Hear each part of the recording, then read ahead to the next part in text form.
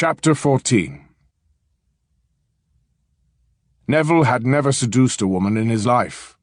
All his liaisons had been with experienced women who'd offered their favors, but Fiona was a fascinating combination of innocence and boldness, a sexual creature who knew nothing of her sexuality.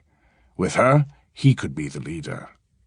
Briefly, Neville debated the wisdom of what he did, but he'd argued the point long and hard for days.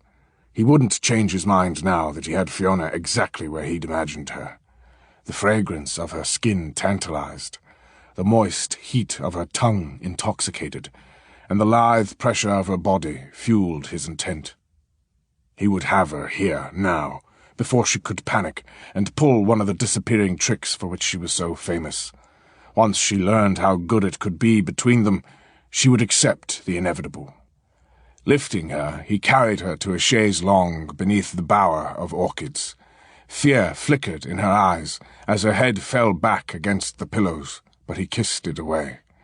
She responded to his touch so easily. He felt as if he could do anything, move mountains, swim seas, reach the stars. Her breast swelled into his palm as he touched her there. "I would have our wedding day be joyous," he whispered, caressing her breast, and silently cursing the myriad hooks protecting her from his invasion.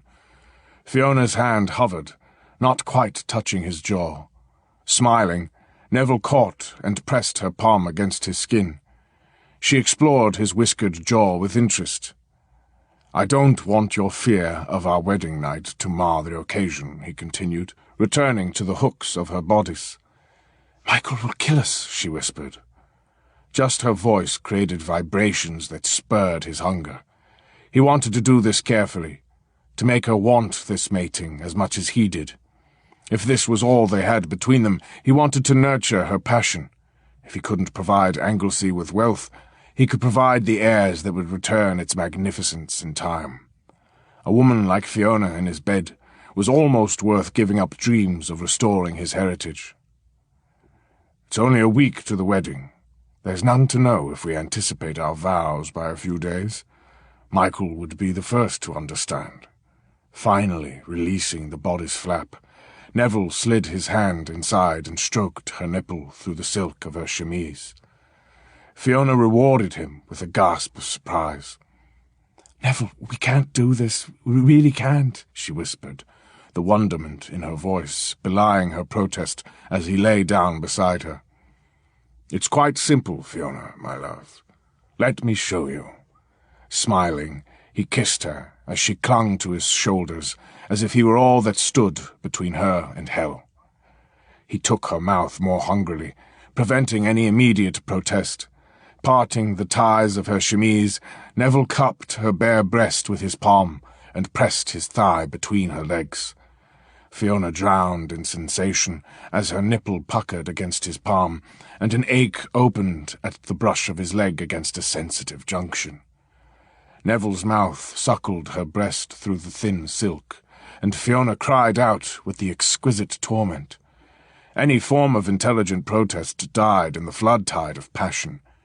She'd never experienced the like before, and had no defenses against it. Neville's tongue bathed her flesh. The rough skin of his palm slid down her side as he pushed away her bodice.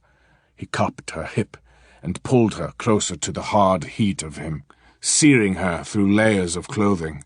Her hips lifted into his in unconscious response. With a will of their own, her fingers captured his hair. She cried out in protest as Neville lifted his head, then cried out again in wanton pleasure as he took her other breast into his mouth. "So that's what they were there for," she mused idiotically, as heat fueled a fire in the place where his thigh rubbed. It was but the work of moments, actually.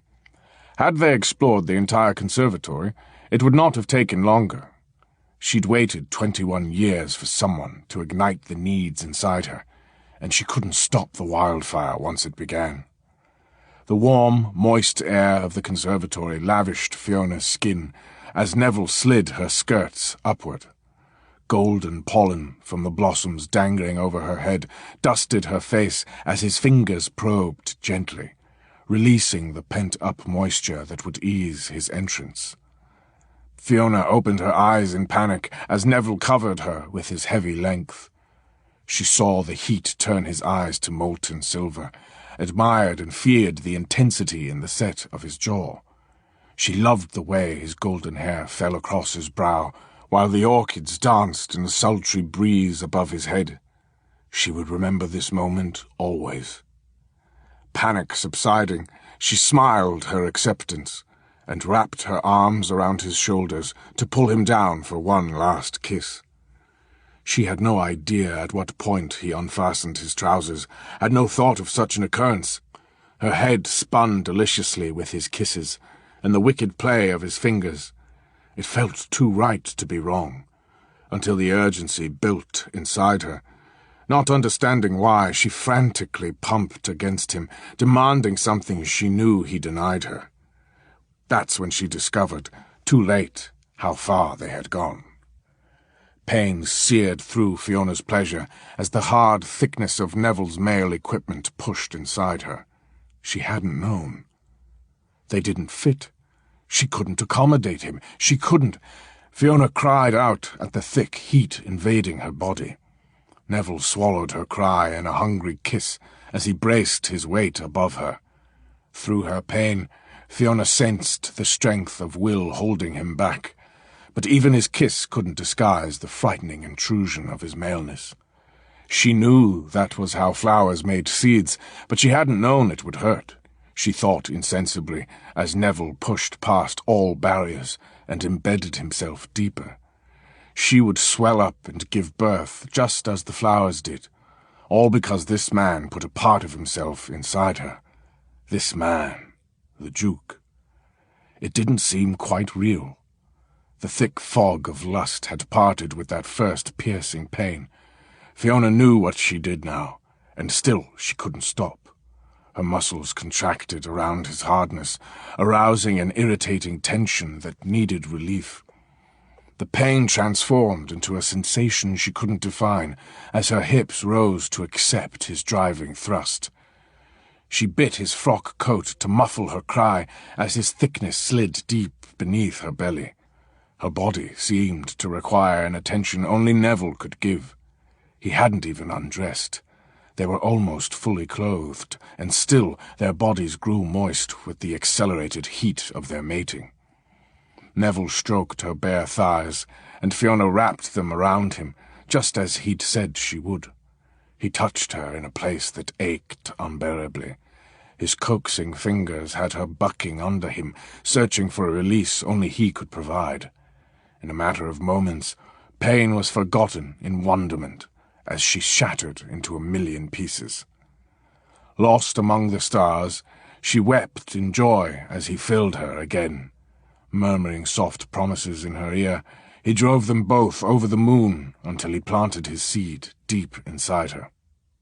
Gasping for breath, drenched in perspiration, Fiona slipped into the languor of satiation as Neville slid off of her. She would regret what they'd done in a few minutes, but not now.